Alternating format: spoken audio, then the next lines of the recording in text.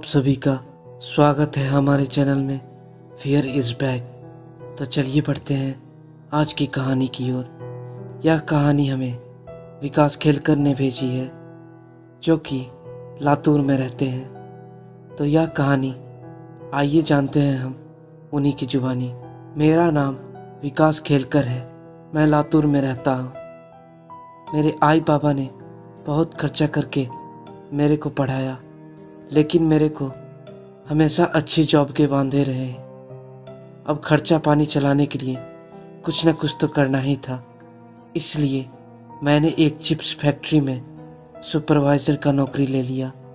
मेरा शिफ्ट 11 बजे रात में शुरू होता था, इसलिए मैं आराम से खाना पीना खाकर नौकरी पे चला जाता था।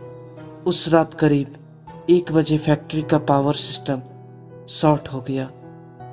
सेठ बोला, चारों लोग घर चले जाओ, आज छुट्टी हो गई।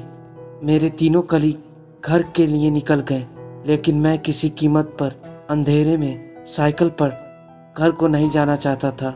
सेठ बोला कि ताला लगा के फैक्ट्री में ही सो जाओ। मैंने शायद वहीं डेंजर गलती कर दिया। मुझे क्या पता था ऐसा करने पर मुझे खून के आंसू रोना पड़ेगा।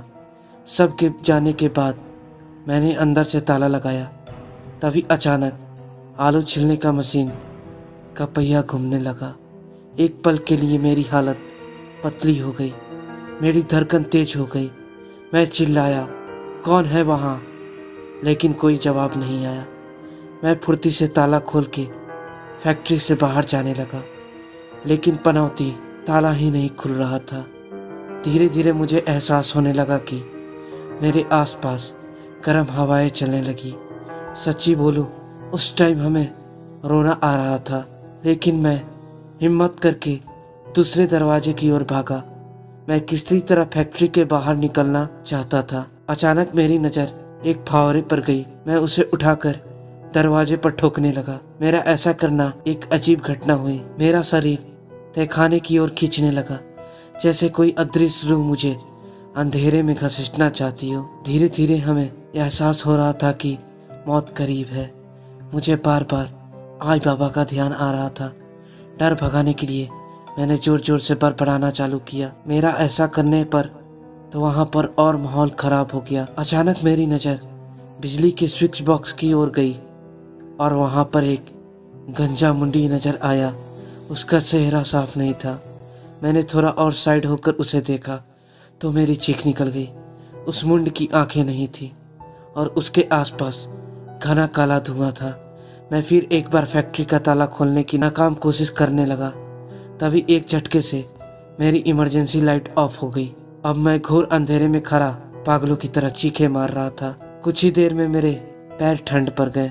मैं उसी जगह घुटने पर बैठ गया। मेरी सांस उखड़ रही थी। शायद मेरी आने वाली भयानक मौत के लिए मन ही मन मैं तैयार हो रहा था। अधमरी सी हालत में मुझे महसूस हुआ कि एक फौलादी पंजे ने मुझे खींचना शुरू किया। उस भयानक रूह की घटिया गंध को याद करके मुझे आज भी उबकियां आ जाती है। कुछ देर बाद महसूस हुआ कि मैं ढेर सारी परछाइयों के बीच में अधमरा सा पड़ा था।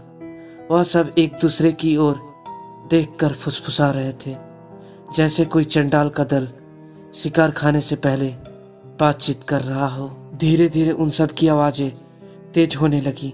मैंने नज़र दौड़ाई तो मुझे वहीं गंजा बिना आंखों वाला गुस्सेल मुंड सामने दिखा। अचानक उसने गर्म खोलता हुआ पंजा आगे बढ़ाया और मुझे दरवाजे की ओर खींचना शुरू किया।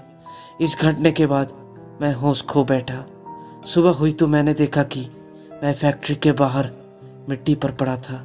मैं अपना हाथ पैर हिला नहीं पा रहा था। सुबह की शिफ्ट वाले कारीगर आए तब मुझे अस्पताल ले गए। डॉक्टर बोला माइनर हार्ट अटैक हुआ है। उस टाइम के बाद मुझे लगातार ब्लड प्रेशर की दवाई खानी पड़ती है। मैं वो नौकरी भी छोड़ दिया। भगवान जाने फैक्ट्री में क्या बला थी और ताला बंद फैक्ट्री से मैं बाहर कैसे आया। गणपति देवा की कृपा है, वरना आज यह बात बताने को मैं जिंदा नहीं होता। तो दोस्तों, आज हमने विकास खेलकर की यह सच्ची घटना सुनी। फिर मिलते हैं अगली एक सच्ची घटना के साथ। धन्यवाद।